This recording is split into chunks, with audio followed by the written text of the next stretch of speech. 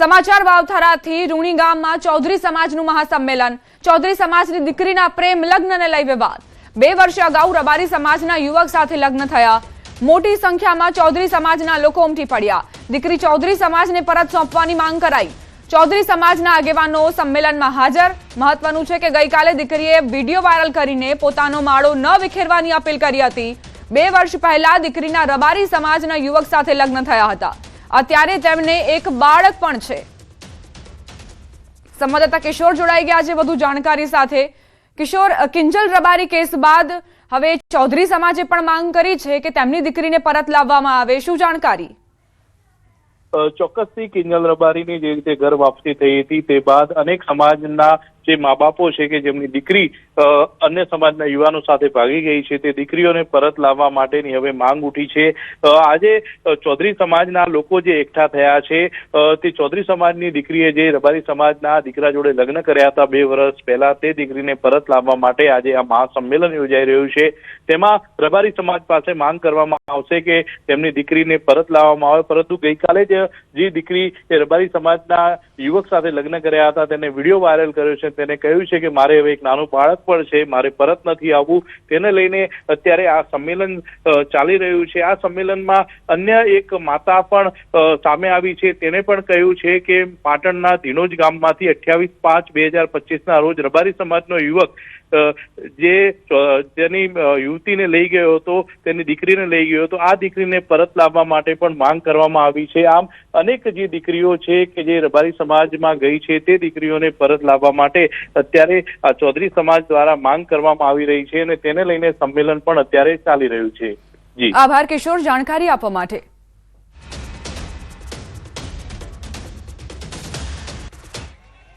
સમાજની વેદના છે પણ સાથે સાથે આખા વિસ્તારની વેદના છે। આવી રીતે ભાગડું કરી અને દીકરીઓને ભગાડવા માટે ષડયંત્ર ચાલી રહ્યું છે। એના અનુસંધાને અમારી દીકરીને 2 વર્ષથી આ રબારી યુવાન ભગાડી ગયો છે, હજી સુધી અમારી દીકરીને પરત આપેલી નથી। એના અનુસંધાને અંદર હજારોની સંખ્યાની અંદર યુવાનો, વડીલો, ચૌધરી સમાજના તમામ સમાજનો અહીંયા આવેલા છે। અમે તો કહેવા માંગીએ છીએ કે તાત્કાલિક અમારી દીકરીને પરત આપે, આજ અમારો નિર્ધાર છે। ટૂંક સમયની અંદર અહીંયા અમે નિર્ણય લેશે, સમાજ જે નિર્ણય લેશે એ અમે શિરોમાન્ય રાખશે। હિન્દુ રીત રિવાજ મુજબ મેં લગ્ન પણ કરી લીધા છે અને મારે 1 વર્ષનો છોકરો પણ છે। એટલે હું વિડીયો દ્વારા એવું જણાવવા માંગુ છું કે ચૌધરી સમાજના અને રબારી સમાજના આગેવાનોને મારા 2 હાથ જોડીને વિનંતી છે કે મને મારા છોકરાથી દૂર કરવી નહીં અને એને મા વગર કે બાપ વગર કરશો નહીં। જે તે નિર્ણય લો એ અમારો માળો ના વિખાય એવો લેજો। વડીલોને મારી આટલી વિનંતી છે। સમાચારોમાં આગળ વધીએ। વિધાનસભાને ધમકી ભર્યો ઈમેલ મળતા ઇન્ચાર્જ ડીજીપી KLN રાવે સ્વર્ણિમ સંકુલની મુલાકાત લીધી। તેમણે ન્યૂઝ 18 ગુજરાતીની ટીમને તપાસ અંગેની જાણકારી પણ આપી।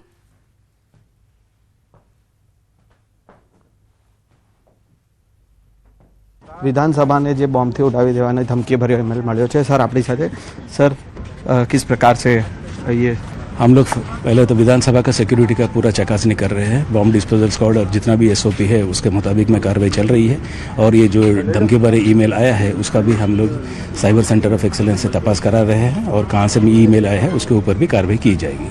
तो जे प्रकारे मेल આવી રહ્યા છે અને તેને લઈને તપાસ કરવામાં આવી રહી છે તેવું જે છે તે ડીજીપી જણાવી રહ્યા છે। કેમેરામેન હરીશ શર્મા સાથે સંજય ટાંક, ન્યૂઝ 18 ગુજરાતી, ગાંધીનગર। તો આ તરફ અમદાવાદના વેજલપુરમાં આવેલી જાયડસ સ્કૂલને ધમકી ભર્યો મેલ મળ્યો। મેલમાં શાળાને બોમ્બથી ઉડાવી દેવાની ધમકી અપાઈ છે। આ ધમકી અપાતા તાત્કાલિક તંત્ર હરકતમાં આવ્યું અને શાળાને ખાલી કરાવાઈ। તમામ બાળકોને મેદાનમાં બેસાડવામાં આવ્યા। પોલીસે શાળામાં ચેકિંગ શરૂ કર્યું છે।